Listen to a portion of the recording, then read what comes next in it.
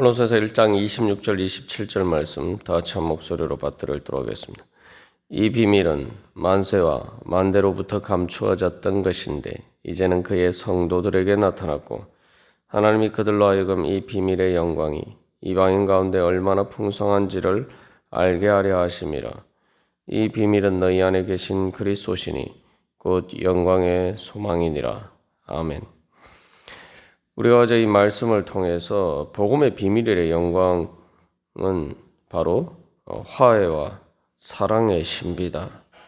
다시 말하면 모든 죄와 사망의 권세가 쌓아놓은 그 장벽을 무너뜨리고 하나님께서 우리들에게 찾아오시고 또한 그래서 우리들과 함께 하시는 것, 그것이 바로 이 복음의 비밀의 영광이란 거죠. 그것이 가장 잘 나타난 것이 바로 이방인 가운데 하나님의 그 비밀의 영광이 풍성하게 나타났다는 것입니다. 그래서 우리가 이 말씀을 통해서 먼저 사도 바울 자신의 이 경험을 생각해 보면은 이것이 어떤 의미인지 우리가 잘 알 수가 있습니다. 그것은 바로 사도 바울이 하나님과 원수된 자였죠. 말 그대로 사도 바울은 예수님과 원수된 사람이었습니다. 예수님을 믿는 교회를 핍박했죠. 그래서 다메섹 도상에서 예수님이 사도 바울에게 나타나셨을 때 네가 어찌하여 나를 핍박하느냐라고 말씀하셨어요. 말 그대로 바울은 원래 이제 사울이었을 때에 교회의 원수된 자였고 예수 그리스도와 원수된 자였는데 그런 원수였던 바울을 부르셔서 이방인 가운데 복음을 전하게 하시는 그런 하나님의 놀라운 계시를 그 비밀을 나타내시고 그리고 그 비밀의 영광을 이루어갈 수 있도록 해주셨단 말이죠. 그래서 이게 이방인이라는 것은 단순히 자기 민족이 아닌 다른 민족이라고도 할 수 있지만 또한 이 이방인이란 말은 서로 이렇게 낯선 말 그대로 함께하지 못하는 그러한 잘 친하지 않는 사람, 한 걸음 더 나아가서 이 원수라는 그러한 의미를 가질 수도 있는 거죠. 그래서 사도 바울이 직접 바로 이 비밀의 영광을 체험했다는 거죠. 하나님께서 원수인 자기를 부르셔서 용서하시고 그에게 바로 놀라운 복음의 사명을 맡겨주셨어요. 그래서 하나님의 이 복음이 사람들에게 비밀이 될 수밖에 없는 것은 이게 이제 인간적인 감정으로는 참 이해하기가 어렵단 말이죠. 어떻게 원수를 용서할 수가 있느냐? 그 원수에게를 용서하는 것도 대단한데 원수를 이웃처럼 또 한 걸음 더 나아가서 내 민족, 내 형제 자매로 받아들이고 심지어 내 자신보다 더 소중한 내 자식보다 더 소중한 내 자녀로 받아들일 수가 있느냐 하는 거죠. 그래서 예수님을 우리에게 주셨다라는 것은 우리가 아브라함과 이삭의 경우에서 볼 수 있듯이 이삭 독생자 이삭이 아브라함에게 사실은 자기 자신보다 더 소중한 존재인데 바로 그렇게 하나님께 가장 소중한 존재인 예수 그리스도를 우리를 위해서 주시고 그것을 통해서 죄로 원수되었던 우리를 하나님의 자녀로 삼아 주셨단 말이죠. 이것은 인간적인 마음으로 이해하려고 해도 도저히 이해할 수 없는 그러한 비밀이죠. 우리도 역사에서 손양원 목사님이 자기 그 아들의 원수와 같았던 그러한 사람을 자기 아들이 죽고 난 다음에 자기 이제 양자로 받아들여서 양육을 하죠. 그래서 이제 손양원 목사님은 이제 사랑의 핵폭탄, 사랑의 원자폭탄이라고는 그러한 우리가 부르기도 합니다만 이제 하나님의 비밀의 영광이 바로 그런 것입니다. 그래서 어제도 우리가 나눈 것처럼 진정한 영광은 동서독 장벽이 무너지는 것처럼 또 우리가 예전에도 이렇게 현실적으로 경험한 것처럼 이상 가족들이 오랫동안 헤어졌던 이상 가족들이 만나게 됐을 때 서로 부둥켜 안고 막 우는 장면들 또 어떻게 보면은 별다른 성과가 없이 끝났다라고 할 수 있는 남북 정상회담 같은 경우에도 마치 그것을 통해서 금방 뭔가 이 일이 일어날 것처럼 그렇게 생각되는 것, 실질적으로 또 흐지부지 결과가 열매가 제대로 맺혀지지 못한 것 같아서 아쉽지만 그러한 일 자체도 큰 이제 뉴스고 어떻게 보면 큰 영광이 되는데 8.15 해방도 마찬가지고 또한 만약에 남북이 통일된다면은 바로 그러한 순간들이 어떻게 보면은 이 27절에서 이야기하는 바로 비밀의 영광이 무엇인지를 조금이나마 우리가 알 수 있는 그런 영광스러운 순간이죠. 사도 바울은 자기 자신이 실제로 이제 체험을 했단 말이죠.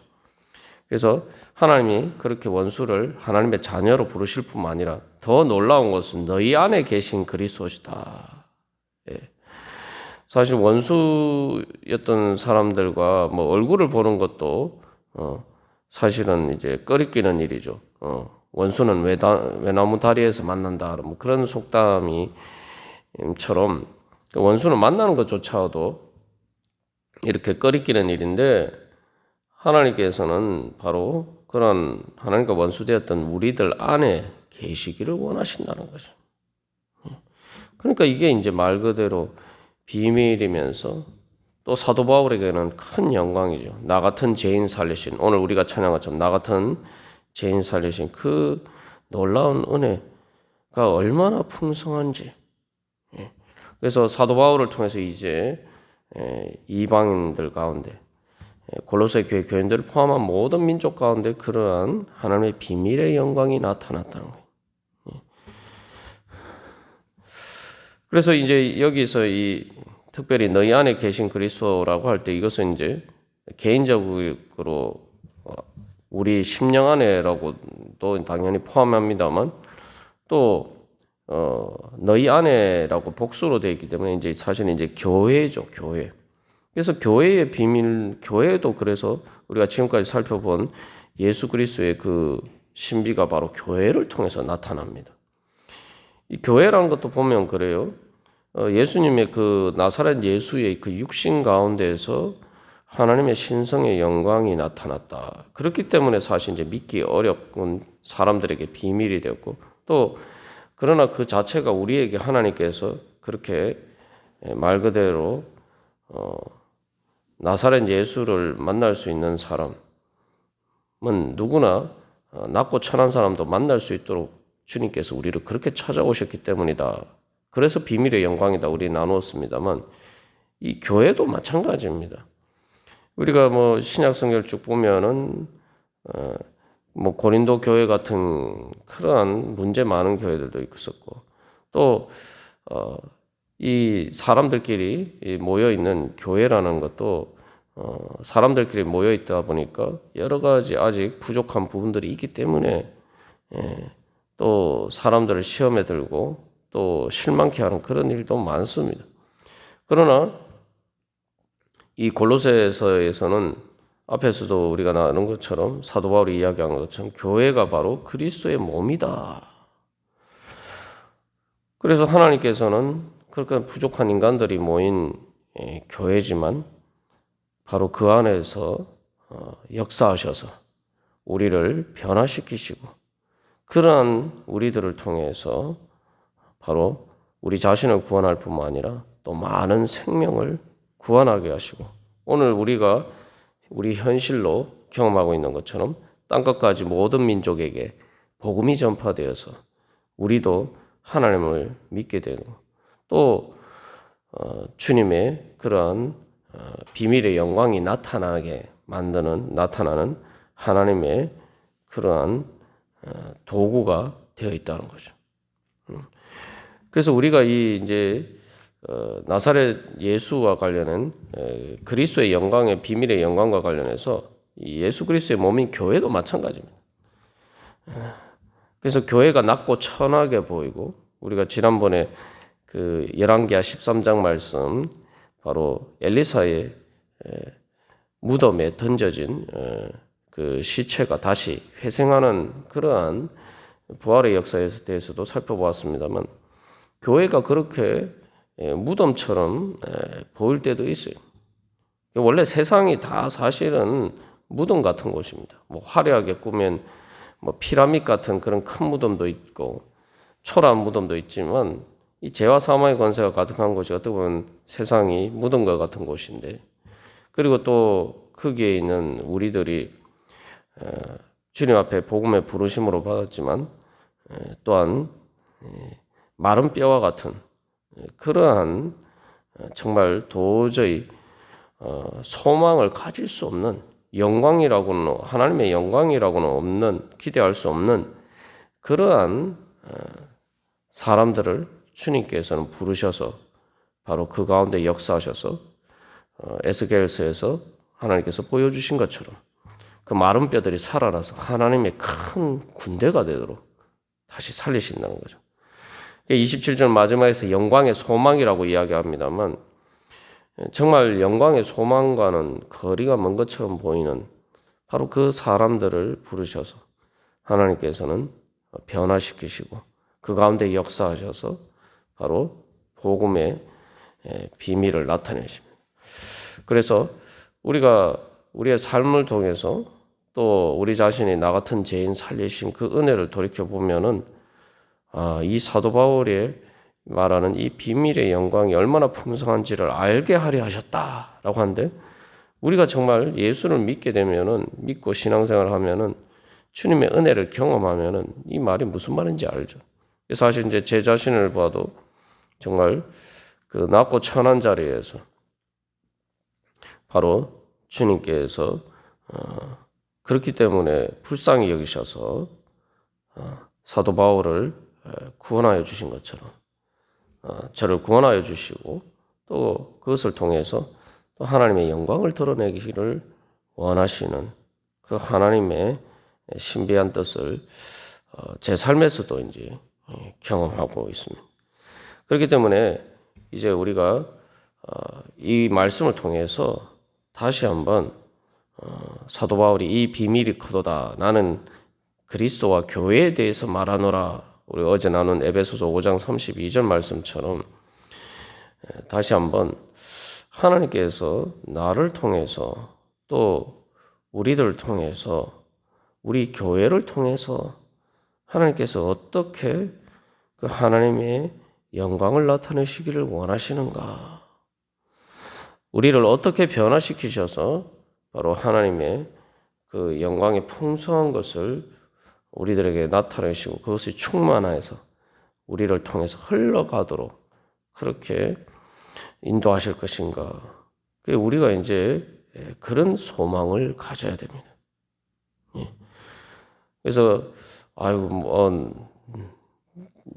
내 삶이라는 것이 뭐 영광이라는 말과는 참 너무 거리가 멀다. 참 초라하고 정말 그러한 삶이다. 우리가 또 그렇게 생각할 수가 있고 우리의 삶에서 또 살아가다 보면은 정말 그냥 소망을 가지기도 어려운 절망적인 상황도 많죠.